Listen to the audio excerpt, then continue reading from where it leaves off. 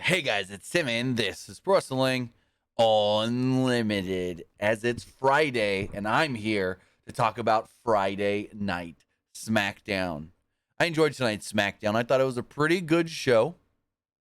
I thought it built well to the next few weeks of SmackDown, as far as next week and in 2 weeks. Yeah, in 2 weeks, the 7th.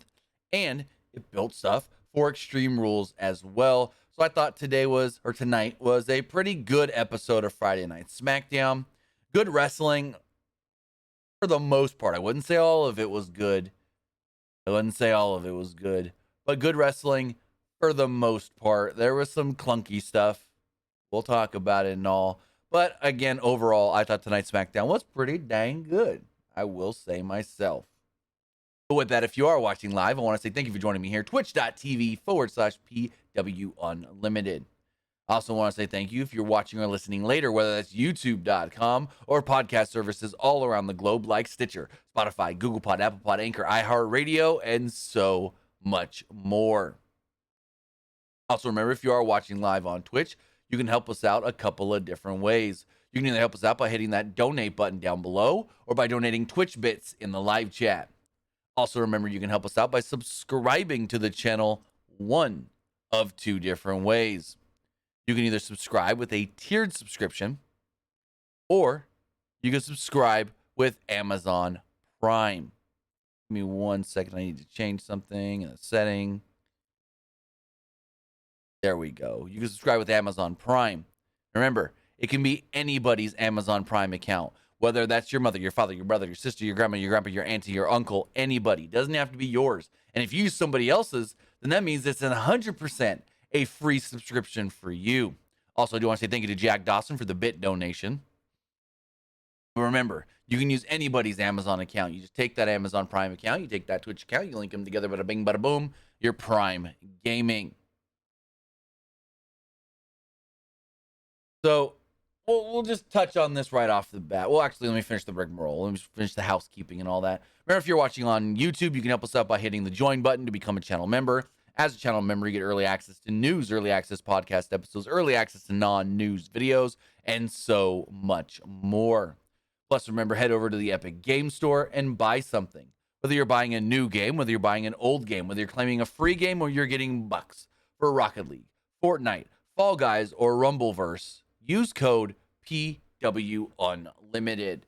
Again, use code PW Unlimited at checkout for all Epic Games and Epic Game Store purchases.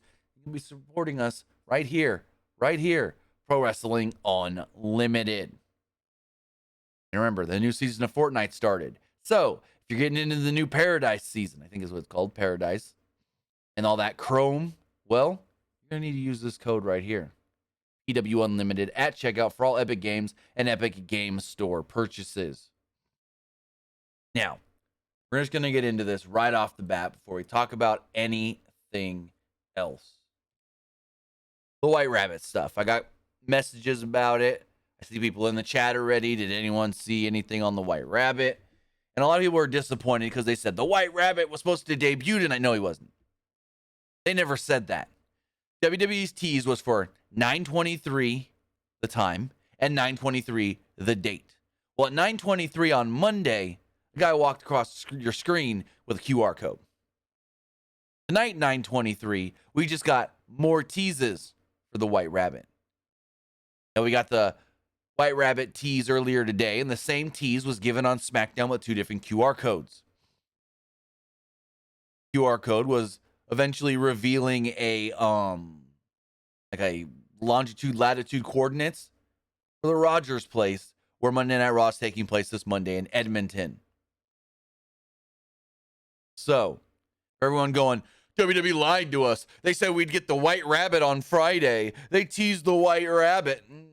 No, they didn't say the White Rabbit was coming Friday. They just teased something pertaining to the White Rabbit on Friday. They never actually said the rabbit was coming Friday. What did we get? More teases.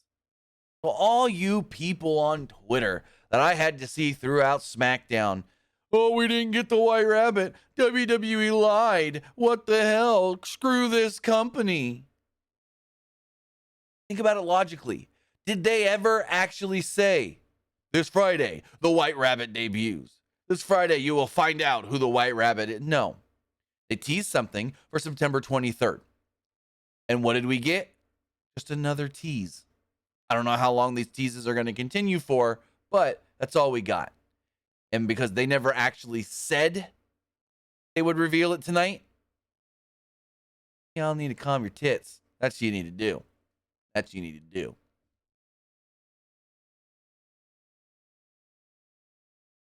So with that, as far as SmackDown does go, the show did kick off with the Bloodline. Roman Reigns, Paul Heyman, the Usos, Solo Sikoa, and Sami Zayn. They had a clip of the Roman Reigns-Logan Paul press conference, and Roman Reigns and the Usos held up their championship belts as the fireworks went off.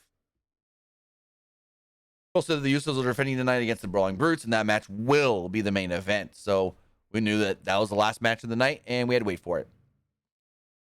Reigns then, of course, told the city of Salt Lake, or Salt Lake City, acknowledge me. And they did. Heyman referred to the locals as Salt Lake City-its. Salt Lake City-its, or something like that. That's what he said, City-its. And Zayn laughed uproariously. Heyman said, not to feel bad for Drew McIntyre for losing his home on his home turf, because WWE was Reigns' turf. Now, McIntyre had another bridge to, quote, cross. Heyman said, the elders actually sent Solo Sikoa to them, which I liked that. I really liked that. Solo got involved because Brock Lesnar took out Heyman in himself, and the Usos were kind of busy. Usos not really allowed to travel to Wales. Anyways, everyone needed to stop blaming Reigns for his involvement. Solo was the new enforcer of the island irrelevancy, and now the Usos could focus on becoming immortal. Jimmy and Jay said that they will retain their titles tonight. Reigns told Sikoa that the elders may have sent him, but he answers to Reigns now. He told Sikoa to acknowledge him, and Sikoa responded with, quote, I acknowledge you, my tribal chief. They hugged it out, and Sami seemed very happy. Reigns' music would play. They were about to leave, but then Sami wanted to say something. He's like, oh, hold on. He wanted to publicly acknowledge Reigns and show gratitude to the Bloodline for treating him like family. Reigns told Zayn that he liked him, but wondered why he was speaking or why he was wearing that shirt. Heyman looked concerned in the background. Reigns told Zayn, remove the shirt. Jay yelled at him to take the shirt off. Zayn was upset and didn't budge until Jay ripped the shirt off Sami. Reigns said that he would never wear that shirt again because he got him a new one.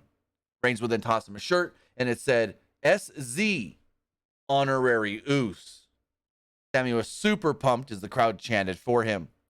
Zayn celebrated with the Bloodline, yet Jey Uso was in the corner, pissed off the whole time. Very non-impressed and very unhappy. I thought this segment, even though it kind of went long, really good. This was awesome. I thoroughly enjoyed this segment. Next up, SmackDown Women's Champion Liv Morgan took on Lacey Evans. The non-title match went 8.5 minutes. And not all that good. In commentary, most of this match just kept talking up Ronda. Ronda this, Ronda that. Well, you know, Liv's in the ring, and she's facing Lacey Evans. Ronda ain't for another 2 weeks. Regardless, not much really happened in this 8-minute match. There was one point when Liv Morgan got taken down by Lacey Evans. Lacey went to the outside, and she went to grab a kendo stick, but accidentally grabbed a broom and was like, that ain't what I wanted. Dropped it, and then found the kendo stick.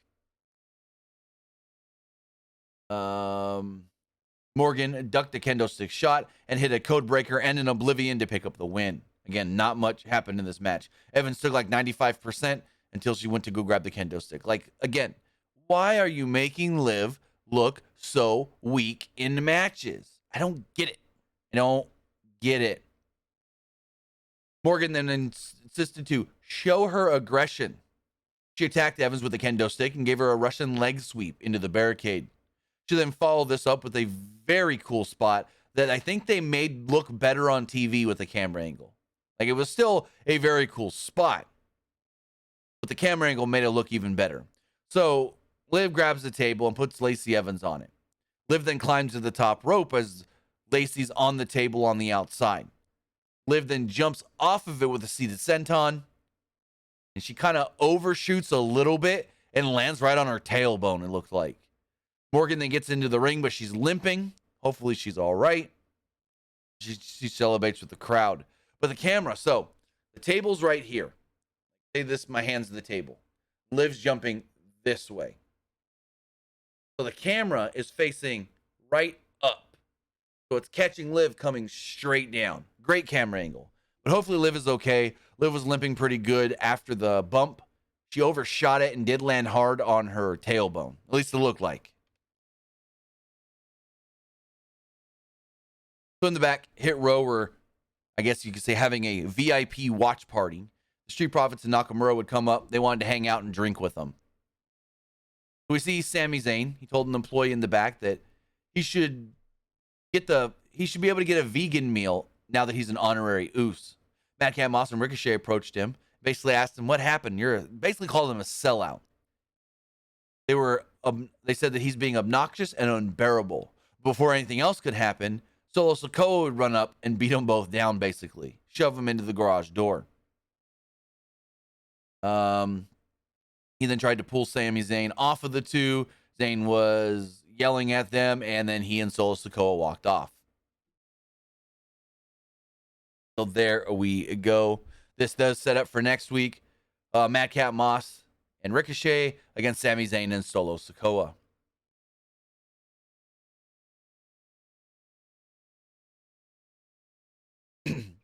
There's a video package putting over the lengthy Usos reign. They stated that the only people to hold tag team gold in WWE longer than the Usos, Demolition, and the New Day. There was then a clip hyping up the Royal Rumble. They showed Shawn Michaels winning the Royal Rumble in 1995. And then they plugged tickets going on sale, I think it was next week, for the Royal Rumble 2023.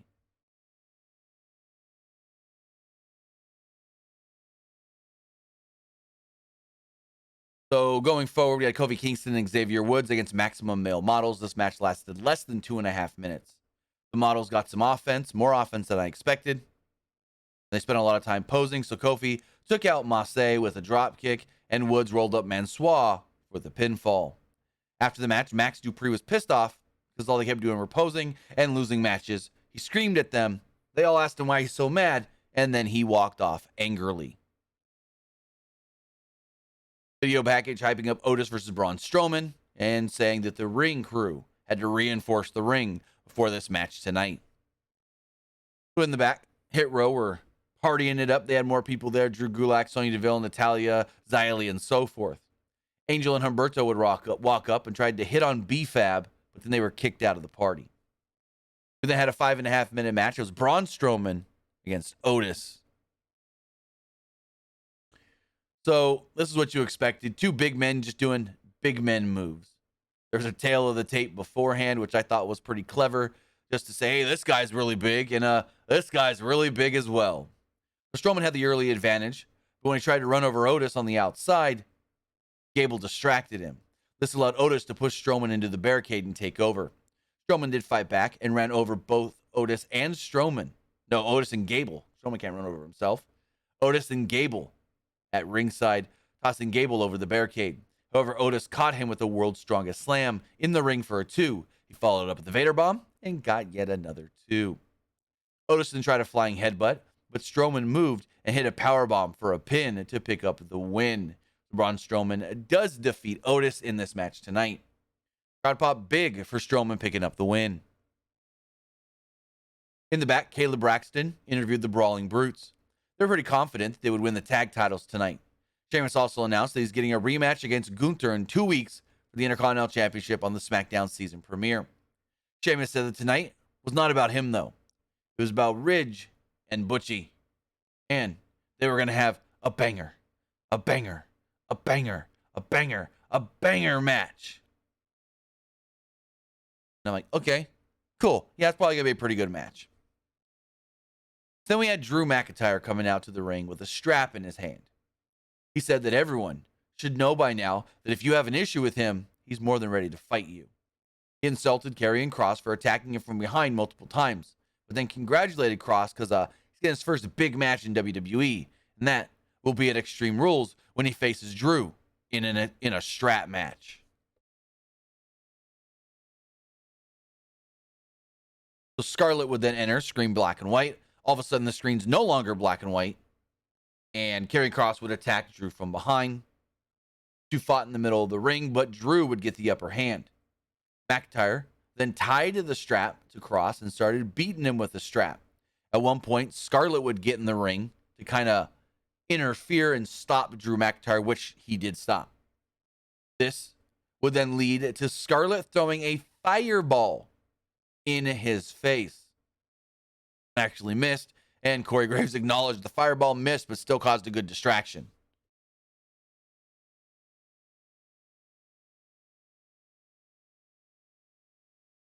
So it didn't really matter, though, because it distracted Drew long enough for Kross to hit him with, McIntyre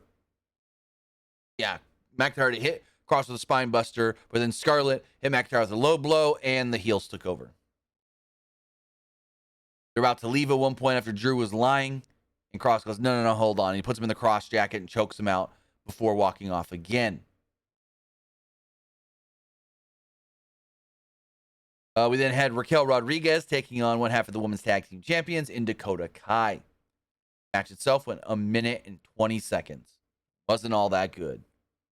Kai took control thanks to a distraction by Bayley, but then Shotzi would run out maybe like 30, 40 seconds, maybe 45 seconds into this match. She ran out and dispatched of both Bayley and Sky, but the distraction of Shotzi led to Raquel being able to roll up Dakota Kai and pin her 1, 2, 3. They then played up really big after the match. Oh my God, Raquel has pinned one half of the tag team champions. What could this mean going forward? After the match, there was another little mini brawl where Raquel and Shotzi got the better of it and stood tall in the ring. Nothing to it, really. Nothing at all, unfortunately. In the back, Humberto and Angel barged into the watch party, super kicked Hit Row in the face, and then ran off. Top Dollar wanted to chase after him and beat his ass, but the Street Profits said, hey, calm down. You'll get your time.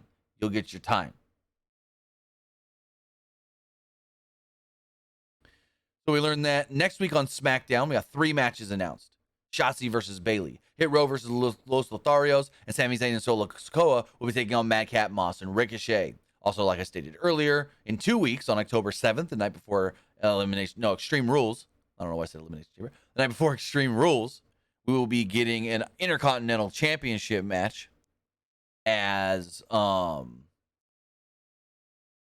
will be defending against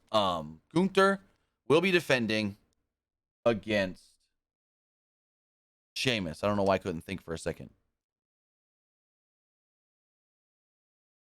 So as we move forward, we got our main event of the night. And the main event was the undisputed tag team title match. It were the Usos defending against the Brawling Brutes, Ridge Holland, and Butch. And this match was really, really good.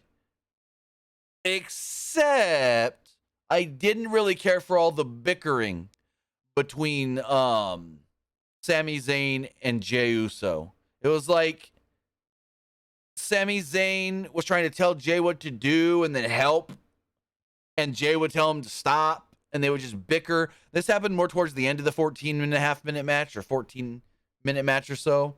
But it was like, the match itself was good, but I didn't like the Jey Uso, Sami Zayn bickering. Early on, Butch took a nasty spill to the outside, which allowed the Usos to take over. So they do the intros, they go to break. They come back, and like 2 minutes later, they go to break again. Butch tried to fight back and ran into an enziguri for a near fall. Zayn almost got involved, which led to a long argument between he and Jey on the outside. Butch then hit Jey with an enziguri and got the hot tag to Holland. Butch got a couple of near falls moments later, but super kicked both Usos. Butch tried fighting them off and he went for a moonsault, but the Usos super kicked him simultaneously in midair for a close near fall. Always a cool looking spot. When someone's doing a flip in midair and gets kicked in the face or whatever, Drew was doing this for a little while. Sheamus did this for a little while recently. I thought this was a great spot. Butch snapped Jay's fingers at one point and tagged in Holland, but Jimmy made the tag as well. Holland ducked their super kicks and hoisted them up both on his shoulders at the same time. Crowd popped big. Holland then slammed them, and then the Brutes hit their double team finisher, the combo kick power slam. Jay just barely broke up the cover. Zayn then grabbed a chair, wasn't sure what he was going to do with it, and Sheamus yanked it away from him. Sheamus was about to go after Zayn, but Imperium would then run out and take out Sheamus, basically. The Usos then took out Holland with super kicks. They then hit Butch with the 1D and pinned him to pick up the victory. So with that strong match, crowd was very much into this match. And there we go. The Usos retain the titles. Sorry, I was the headphones thing. Someone told me that the audio was off. So I had to put my headphones on and listen to it myself. It's fine. It's fine. Someone messaged me, your audio's on. No, it's fine. It's fine. So, again, Imperium takes out Sheamus, which then leads to the Brawling Brutes getting distracted. And there we go. Usos retain the titles. Very obvious. Great match, though. Great match, but very obvious finish with the Usos winning the match. Because, I mean, no offense to the Brawling Brutes, the Usos were never going to lose the titles to them. Not in the least bit at all. But with that, that was Friday Night SmackDown. For the most part, a pretty good SmackDown. Very enjoyable overall, I would say. And another thing that I've been saying recently, it flowed well. The show didn't seem like it dragged, and it flowed well. I felt like this show, once it started and once it ended, pretty quick. Like, yeah, it was a 2-hour show, but it's just very smooth show.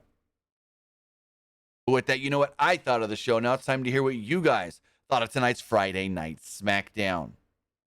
Remember, you can be part of the show by texting in to 510-906-1341. Again, that's 510-906-1341.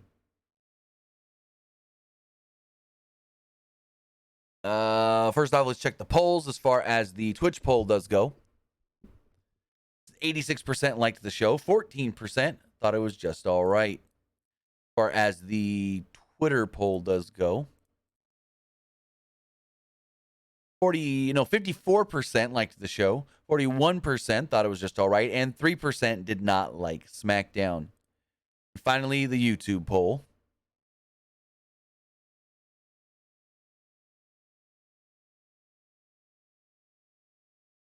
Uh, 75% liked the show, 19% thought it was just all right, and 6% did not like SmackDown.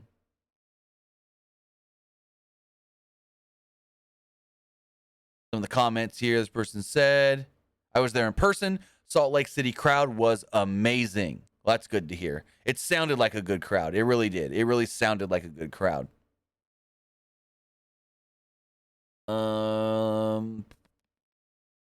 This person said, nope, not reading that. That's hearsay. This person said an incredible show.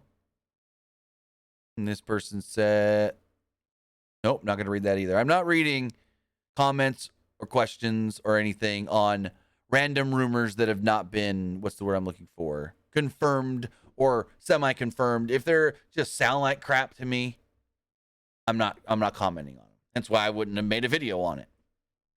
So as far as some of the comments or the text messages here, this first text message says, if CM Punk decides to leave AEW, do you see him going back to WWE?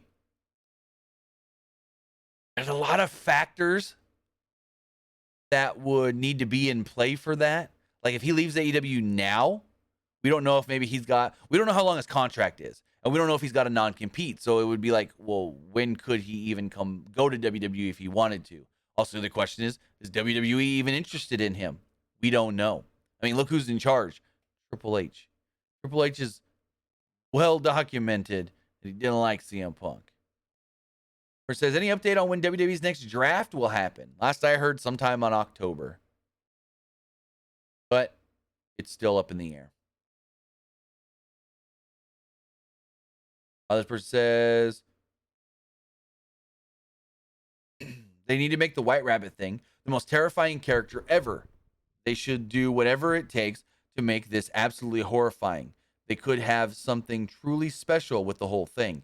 I mean, they tried to make the frickin' Fiend the most scary thing they've ever done, and you saw that worked. So we'll have to wait and see. Also, we don't know who the White Rabbit is. What if the White Rabbit everyone thinks is Bray Wyatt, and it's not Bray Wyatt, and it ends up being something for Killer Cross? Just saying. The person says, where's Dolph Ziggler? Not on the show. Dolph's still working. Dolph's still wrestling and on shows. It's just he wasn't on the shows this week. You don't got to be on the show every week. Dolph's last match was, let's see. Dolph worked last Saturday. Dolph worked last Saturday. And not this past Monday, but the Monday before he had a match. No. Dolph's last TV match was 3 Mondays ago. 3 Mondays ago. There we go. Dolph's still around. Nothing wrong with it. Dolph's still around. Mr. Banks says, Sheamus says season premiere in a segment. What does he mean by that? This is nothing new for television and nothing new for WWE. So basically, it almost means nothing for wrestling, but they've used this term for the last couple of years. So you know when we'll say, for instance, trying to think of a Big Bang Theory back in the day, or Young Sheldon. We'll say that. We'll say Young Sheldon. Yesterday had its season premiere. The show went on hiatus at the end of the season last, no new episodes in the summer. Well, in the fall, all your favorite shows come back. They have their season premiere. The Connors, the Connors, the Goldbergs, Abbott Elementary, Home Economics for ABC. All those shows this past Wednesday had their season premiere. It means the first episode of the season. So basically, them saying that the October 7th episode of Smackdown is their season premiere, it just means it's their first big show of the fall, as far as wrestling goes. It's just a TV term that they want to make something. We've seen it for years now, ever since they joined Fox, and they've used it on USA Network for a little while as well. I mean, Dan, you could say any show. CIS, FBI, any show, had their season premiered this week. A lot of shows came back this week. I mean, The Rookie on ABC comes back this week. Next week, The Rookie Feds debuts. That's a series premiere. But anyways, so it's like, that's what season premiere means. It's just their first big show of the fall for SmackDown. That's all it is. For wrestling, it really means nothing because they never go on hiatus. They never have a season finale, and they never have they never go on break. And they don't. Calling it a season premiere is kind of dumb, but whatever. But with that, guys, I'm going to wrap everything up. I want to say thank you for joining me here, twitch.tv/PW Unlimited. And I want to say thank you if you're watching later, youtube.com/Pro Wrestling Unlimited, or listening on podcast services all around the globe like Stitcher, Spotify, Google Pod, Apple Pod, Anchor, iHeartRadio, and so much more. We'll be back Monday, the Monday Night Raw review. Again, no wrestling wrap-up Monday. I'm still going to be moving stuff. As you can see, I haven't moved everything yet. So have a great weekend. I'm going to be busy all weekend. I'm going to the WWE show Sunday night, though, taking the kids. So that should be really fun. I think we have, let's see, hold on, before I wrap this up. What do we have for that show? I want to see really fast. I know a couple of matches. I got the email. Now I can't find the email. Where is it? WWE. Here we go. So I'm going to see Drew McIntyre and the New Day against the Usos and Solo Sikoa. Liv Morgan's going to defend the SmackDown Women's Championship against Natalya and Shayna Baszler. And the Brawling Brutes will be taking on Imperium in a 6-man tag. So that should be fun, plus a bunch of other matches, because it's not just going to be 3. I don't know how long's a normal live event. I haven't been to a live event since like 2018. I don't know how long they actually are, but we're going on Sunday night, as long as everything goes according to plan. That should be fun. Maybe I do a vlog. We'll figure it out. But have a great night. Have a great weekend. I'll see you guys next time. Have a good one, guys.